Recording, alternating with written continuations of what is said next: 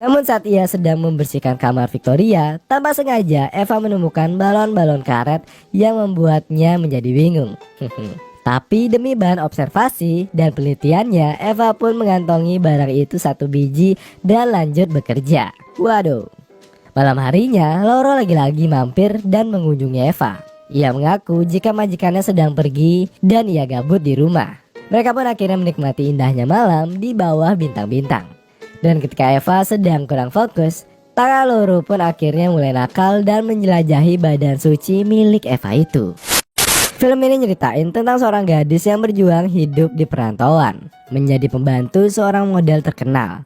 Tapi karena parasnya yang emang udah cantik, jadi kehidupan rantau itu nggak terlalu berat dan menjadi terlalu enak. Seorang wanita bernama Eva yang lagi kerja setelah merantau dari desanya. Di kota Manila itu, dia tinggal di kompleks tempat orang-orang kaya yang pada nyewa pembantu semua.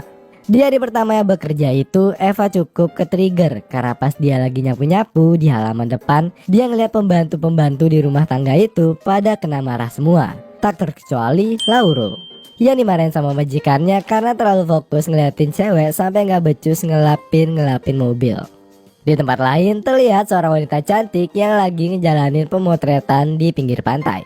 Ia adalah Victoria dengan rekan-rekannya yaitu Charlene dan Andre. Karena Andre dari tadi seakan ngasih kode halus ke Victoria, akhirnya Victoria pun luluh dan minta izin ke toilet. Dan dengan insting berburunya, Andre pun mengekori dan ikut ke kamar mandi juga. Tanpa aba-aba dan banyak basa-basi, Andre pun langsung tancap gas untuk ngejosin Victoria. Tapi karena durasinya terlalu lama, akhirnya Victoria pun dipanggil oleh pihak fotografer yang menyuruhnya cepat. Victoria pun akhirnya mengikuti arahan dari si fotografer karena takut hasil foto menjadi jelek karena cahaya matahari yang mulai tenggelam.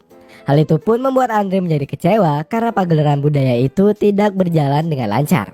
Tetapi Victoria ternyata punya plan B, di mana akhirnya dia ngajak Andre ikut pulang bersamanya. Eva selaku pembantu yang baik pun nawarin mereka berdua untuk makan malam. Namun Victoria dan Andre mengaku jika mereka masih kenyang. Kedua orang yang haus akan nafsu itu pun langsung menuju ke lantai 2. Dan kali ini Andre bisa bercocok tanam dengan Victoria dengan bebas dan leluasa tanpa gangguan apapun. Suara nikmat dari bibir Victoria pun tak terelakkan lagi. Dan akhirnya Eva pun menjadi penasaran dengan suara maungan dari kamar bosnya itu. Eva pun akhirnya berinisiatif untuk menguping kegiatan meresahkan itu, karena ia takut jika bosnya nanti disakiti. Namun ternyata kini Victoria sedang mendapatkan KDRT, alias kenikmatan dalam meranjang tidur. Pagi harinya Andre pun terbangun lebih dahulu. Eva yang sudah siap lalu menawarkan untuk sarapan. Tapi Andre lagi-lagi menolak karena ia masih kenyang. Eva pun akhirnya mengantarkan Andre yang katanya mau pulang hingga pintu gerbang. Di sana Andre pun akhirnya melihat paras Eva yang kurang cocok untuk jadi pembantu. Ia pun bertanya kepada Eva kenapa dirinya tidak melanjutkan pendidikan dan malah bekerja. Eva lalu menjawab dia berasal dari keluarga miskin yang ada di desa, gadis desa polos. Bahkan ia harus putus sekolah demi membayar utang piutang dari orang tuanya. Akhirnya Eva pun mengalah dan memilih untuk bekerja demi menyekolahkan adik-adiknya yang lain. Mukhang matalino ka eh. Hindi po. Hindi pa po. Mendengar hal itu, Andre pun terenyuh dan merasa kasihan kepada Eva. Lalu ia memberi Eva semangat sebelum dirinya pulang setelah mendapatkan jatah khusus dari rekan-rekan kerjanya yaitu Mbak Victoria. Setelah itu Eva pun langsung kembali ke dalam karena Victoria memanggilnya. Di sana Eva akhirnya melihat tubuh majikannya yang tidak terlindungi oleh selai benang itu. Eva yang polos pun awalnya merasa malu, tapi ternyata rasa penasaran jauh lebih kuat dan Eva akhirnya mau mengintip. Malam harinya Lauro pun datang ke sana setelah melihat Eva yang sedang berada di terasnya. Ia pun akhirnya berani mengajak kenalan selaku sesama pembantu di kompleks itu. Sebagai bahan obrolan belaka, Lauro juga mengaku jika ia mendengar suara plak-plak prot-prot dari pergelutan Victoria semalam. Namun tak lama perbincangan mereka pun harus terhenti karena majikan dari Lauro sudah memanggilnya. Pagi harinya, Victoria pun berangkat untuk bekerja dan menitipkan rumahnya kepada Eva. Eva pun berbelanja sayur dan berlanjut bersih-bersih rumah. Namun saat ia sedang membersihkan kamar Victoria, tanpa sengaja Eva menemukan balon-balon karet yang membuatnya menjadi bingung. Tapi demi bahan observasi dan penelitiannya, Eva pun mengantongi barang itu 1 biji dan lanjut bekerja. Waduh. Malam harinya, Lauro lagi-lagi mampir dan mengunjungi Eva. Ia mengaku jika majikannya sedang pergi dan ia gabut di rumah. Mereka pun akhirnya menikmati indahnya malam di bawah bintang-bintang. Dan ketika Eva sedang kurang fokus, tangan Lauro pun akhirnya mulai nakal dan menjelajahi badan suci milik Eva itu. Ternyata Eva pun menikmati itu untuk sesaat.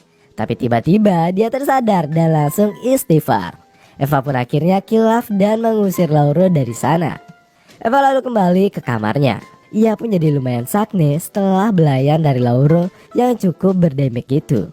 Ia pun akhirnya melakukan ritual dulu sebelum tidur. Berbekal sayur tadi pagi dan juga balon karet yang ada di kantongnya.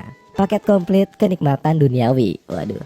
Dan pagi harinya Eva pun memasak sarapan dengan sayuran tersebut. Namun saat itu ia hendak memanggil Victoria untuk sarapan. Tetapi Victoria sedang bermain pelangi bersama Charlene alias beradu serabi lempit. Meski kedua orang itu sama-sama memiliki serabi lempit, tapi suara maungan pun tetap keluar dari mulut Victoria, yang membuat Eva selaku pendengar menjadi semakin penasaran.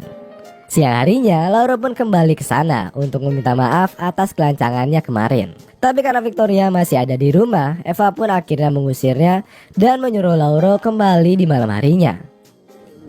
Nadala kasi ako dun sa... Ginawa mo kagabi? Nasaan ka ba? Mamayang gabi ha. Umalis ka na. Malam harinya, Lauro pun kembali ke sana. Mereka berdua pun bercerita-cerita. Dan permintaan maaf Lauro sudah diterima. Semenjak saat ini Eva pun mulai nyaman dengan kehadiran Lauro. Keesokan paginya Eva pun sedang bersih-bersih. Dan saat itu Lauro terlihat memperhatikan Eva sembari menyantap sarapannya. Setelah itu Victoria pun bilang ke Eva kalau dia nanti malam lembur dan nginep di temennya.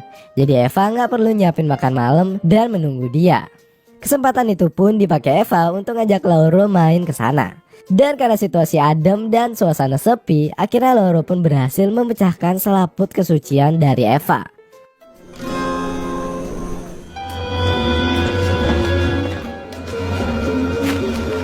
Namun setelah peristiwa meresahkan berlendir itu, Eva kini menjadi takut jika skandalnya ketahuan oleh bosnya dan urusannya menjadi panjang. Keesokan paginya, Eva pun beres-beres di kamar Victoria. Ia pun menggunakan kesempatan itu untuk test drive empuknya kasur sang majikannya itu. Tapi gak lama setelah itu Victoria pun datang.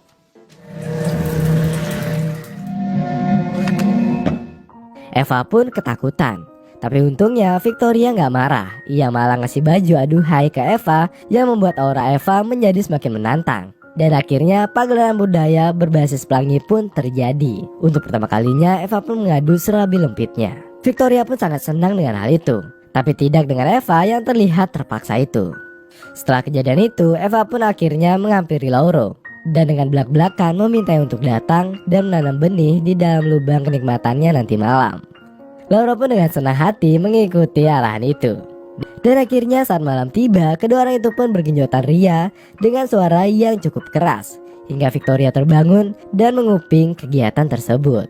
Pagi harinya saat Eva sedang menyiapkan buah, Victoria pun memanggilnya masuk ke kamarnya. Dan di sana lagi-lagi Victoria menggeprek Eva dengan jiwa pelanginya. Dan kali ini Eva juga masih terbawa dengan suasananya. Eva pun kembali mengajak Lauro untuk datang malam nanti. Namun ternyata di sana sudah ada Victoria yang sedang menunggu mereka. Victoria pun akhirnya melakukan kegiatan pelangi itu dengan Eva, lalu mengajak Lauro untuk join bersama geng bang gitu. Namun Lauro dengan tegas menolak karena dia maunya one by one dengan Eva. Hal itu pun diperkuat statement dari Lauro yang mengaku jatuh cinta dengan Eva. Lauro juga melarang Eva untuk melakukan hubungan barbar dengan majikannya itu. Hal itu ngebuat Victoria ngerasa terusik dan marah. Tapi Eva juga mengaku jatuh cinta dengan Lauro, yang membuat Eva akhirnya dimarahi dan diejek karena jatuh cinta kepada orang seperti Lauro. Lauro pun akhirnya pergi, namun Eva mengejarnya.